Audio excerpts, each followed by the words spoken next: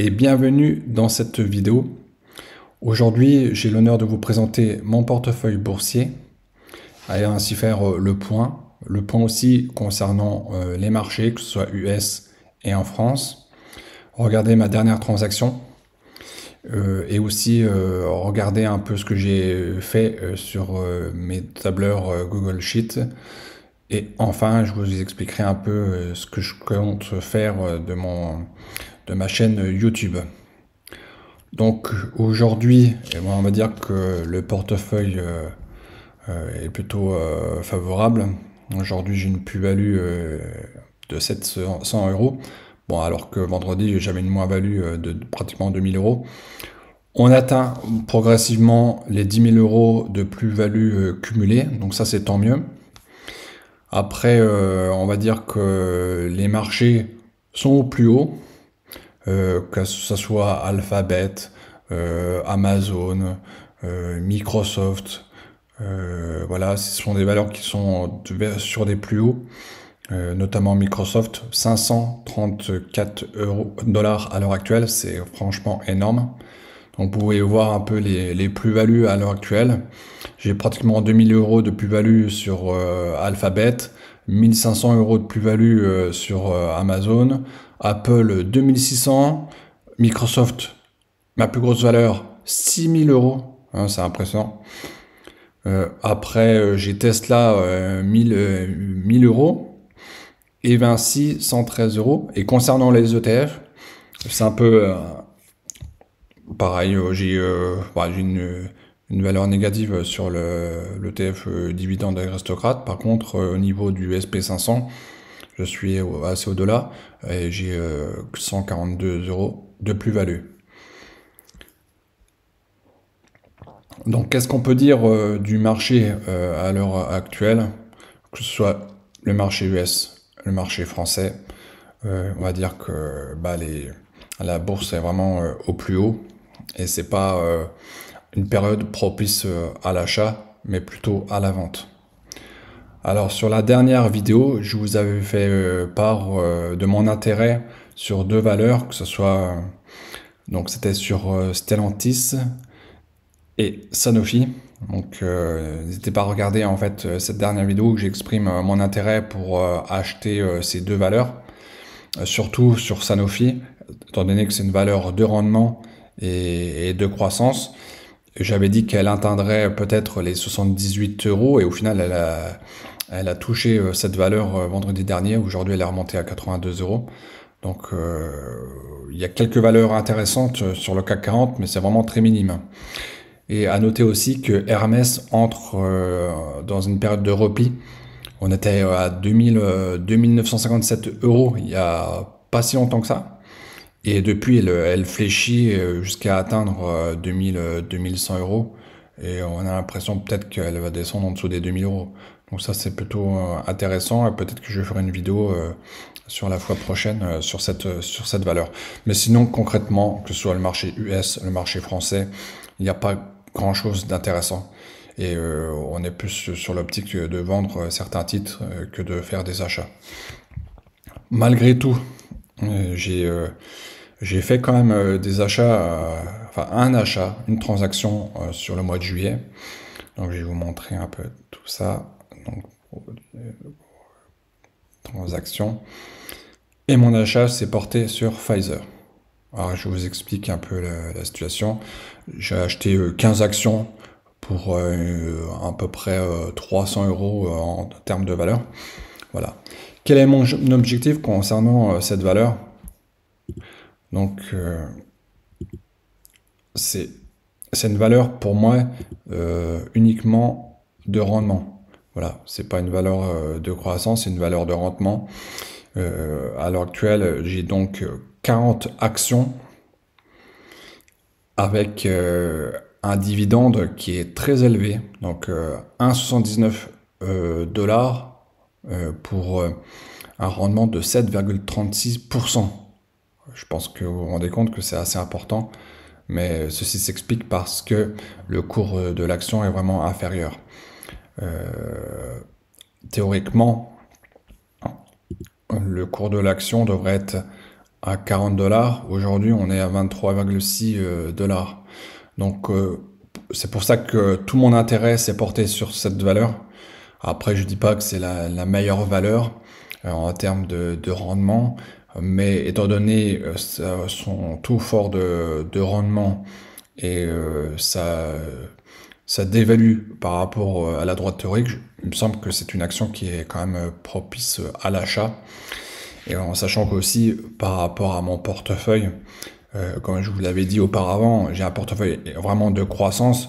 J'ai un poids de pratiquement 90% sur des valeurs de croissance et sur des valeurs de rendement, j'ai que 4%, donc c'est très faible. Et je souhaite que cette part de rendement, de valeur de rendement, soit aux environs de 15%. Donc à l'heure actuelle, il n'y a pas de possibilité d'achat sur des valeurs de croissance telles que Apple, Microsoft. Alors j'engage mes achats vraiment sur des valeurs de rendement. Donc c'est pour ça que j'ai acheté du Pfizer. Voilà. Donc pour vous expliquer un peu la situation sur Pfizer, donc elle est en baisse de moins 60% depuis 2021. Donc il a eu l'effet Covid, la valeur a explosé à un moment donné, on était à peu près à 60 euros. Et je pense qu'il y a eu le retour de bâton et aujourd'hui on est à 2 écarts types en dessous de sa droite de régression. Donc pour moi c'est une zone d'achat. Voilà. Est-ce que ça peut descendre à 20 dollars? Ça je ne sais pas, mais ça le pourrait. Voilà. Donc un rendement de dividende qui est très élevé, donc de 7 à 8% à l'heure actuelle. Après, je vous invite à aller sur le site Rendement Bourse, parce qu'en fait, ça permet de voir un peu l'évolution du dividende, savoir le détachement, le paiement, le montant du dividende annualisé. Et moi, j'aime bien regarder ce site-là, juste pour voir un peu la progression du dividende. Parce que ce qui est intéressant sur des valeurs de rendement telles que Pfizer, c'est de voir un peu l'évolution du dividende. Moi, j'aime bien avoir des dividendes croissants. Voilà. Donc, sur 10 ans, on est à 4,87% d'augmentation du dividende. Donc ça, c'est une situation à peu près normale, mais des fois, ça peut aller au-delà. Et par exemple, sur Microsoft, on est sur 10 ans à pratiquement 10%. Donc c'est, imaginez un peu. Et sur Microsoft, par exemple, le dividende pourrait, sur 20 ans, augmenter de 4 fois.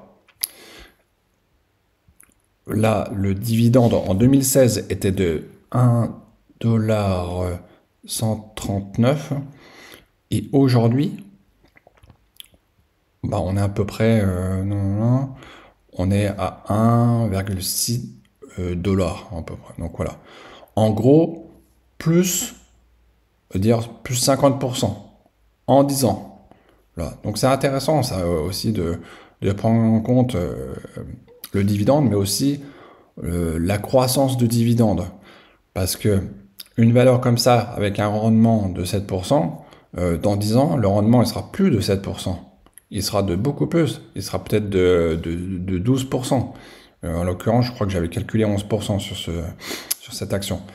Donc, avoir une action avec un rendement de 11% dans 10 ans, ce serait intéressant justement pour essayer d'en acheter à l'heure actuelle.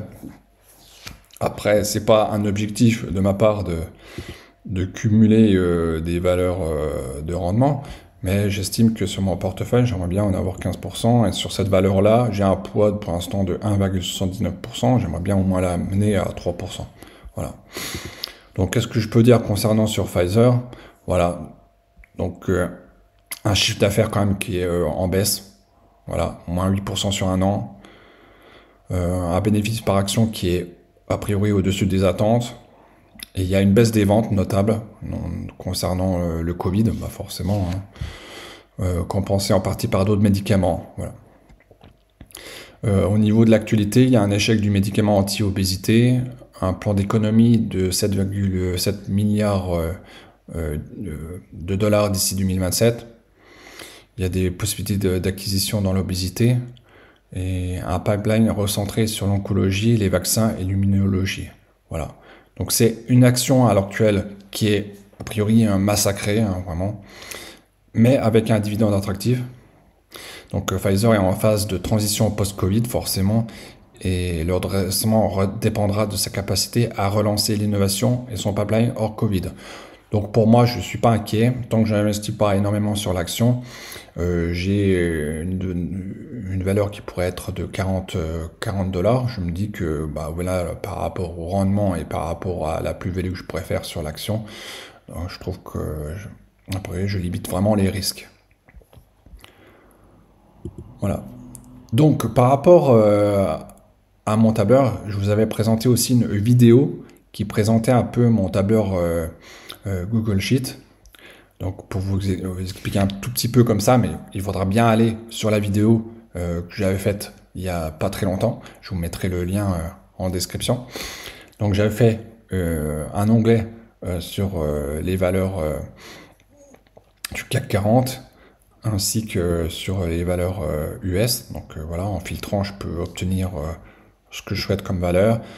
Je peux mettre, faire des filtres entre les valeurs qui ont nettement baissé sur un an ou les valeurs qui ont vraiment baissé sur le jour, sur aujourd'hui, voilà par exemple.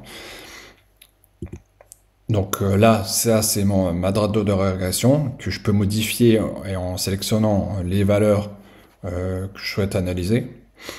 Donc ça c'est très intéressant et ça me permet vraiment de filtrer les actions que je souhaite acheter et qui pourraient me porter intérêt.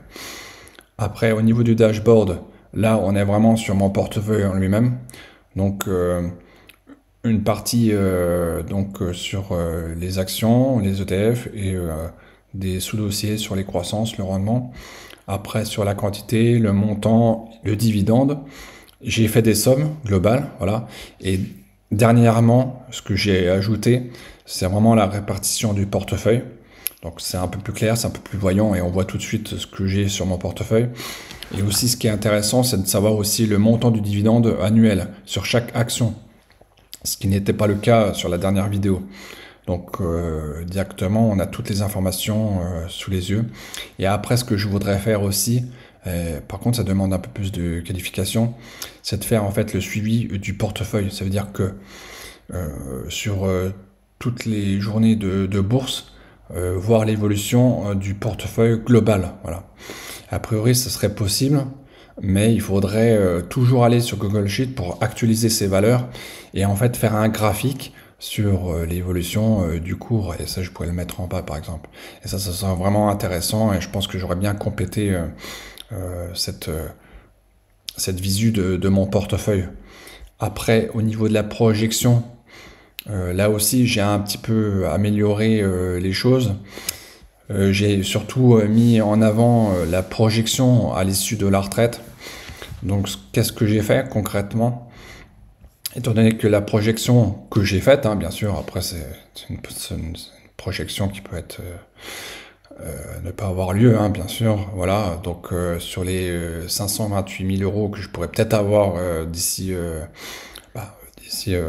20 ans, donc j'ai mis en fait cette valeur-là et ça me projette sur le fait combien je pourrais, on va dire, récupérer de cette somme pour financer un peu ma retraite. Alors, le taux de la rente de la retraite, moi je l'estime à 4%. C'est-à-dire que je vais retirer 4% de la somme totale de mon compte. Ce qui voudrait dire que je retire 21 000 €.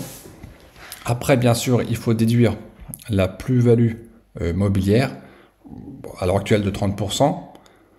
Voilà. Donc ça, c'est 6 000 € qu'on déduirait. Ça serait une valeur de pratiquement 15 000 €. On divise par 12 et on obtient la valeur mensuelle, soit 1 234 €. Voilà. Donc c'est par rapport à la valeur du placement, on a l'impression qu'un demi-million, c'est pas mal, mais au final... pour avoir une rente à la retraite, 1200, c'est quand même un peu limité, sachant que cette valeur-là, elle ne tient pas compte de l'inflation. Voilà.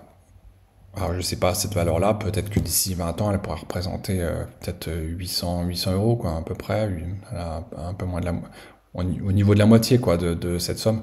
Après, je dis pas qu'il faut pas investir, hein, mais bien sûr, mais voilà, il faut du temps pour qu'on puisse avoir une rente en bourse, mais il faut le faire, quoi, hein. C'est important de faire l'insert et de mettre de l'argent de côté et surtout mettre de l'argent en bourse pour que les intérêts se cumulent et ensuite on ait une valeur de placement assez importante qui permet dans les cas, dans mon cas par exemple, de financer une certaine partie de ma retraite future.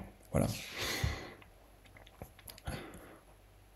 Et en l'occurrence, le fait d'avoir acheté du Pfizer, franchement, ça a eu à l'effet d'évoluer mon dividende annuel.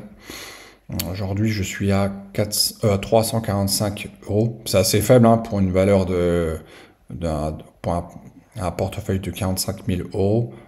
345 euros, c'est très très faible. On est à 0,76%. Je pense qu'il faut aller au moins à plus de 1% déjà très prochainement. Et moi, ce que je souhaite aussi sur mon portefeuille, c'est de tirer, d'avoir des dividendes à hauteur de, on va dire, pratiquement à un niveau des 10 000 euros. Donc je vais faire en sorte de bien gérer mon portefeuille pour que je réussisse à la fois à augmenter mon capital, c'est la première chose, mais aussi, dans un second temps, avoir des dividendes qui soient assez conséquentes à l'approche de la retraite. Voilà.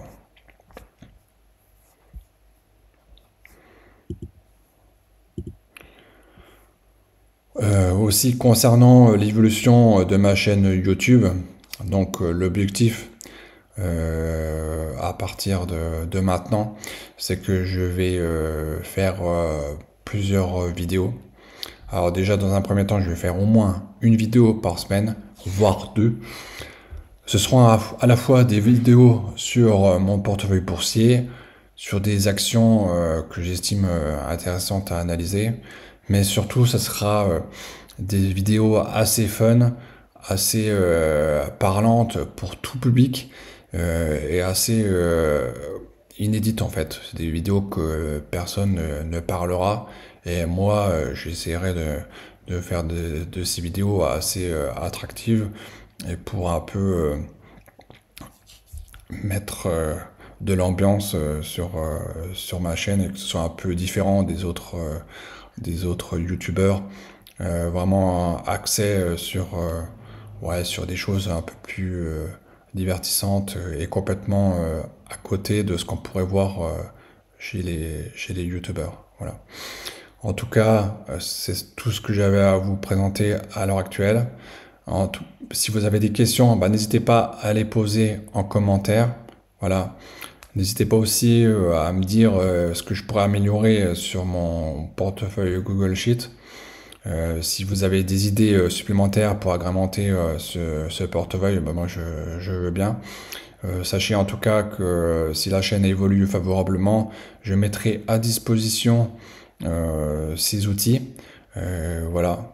Mais en attendant, il faut que la chaîne évolue. On est pratiquement à 400 abonnés et je compte sur vous pour vous abonner, pour liker mes vidéos et j'espère que tout va aller pour que je puisse mettre ça en pratique et vous faire bénéficier parce que il n'y a pas que à moi à faire bénéficier mais aussi à vous et ces outils-là, je les utilise depuis au moins 3-4 ans. Vous voyez que c'est quand même assez favorable et m'ont fait gagner à l'heure actuelle pratiquement 10 000 euros. Donc si vous êtes intéressé, n'hésitez pas à vous abonner et je ferai le nécessaire justement pour le faire, pour vous transmettre ces éléments. Voilà, je vous dis à très bientôt.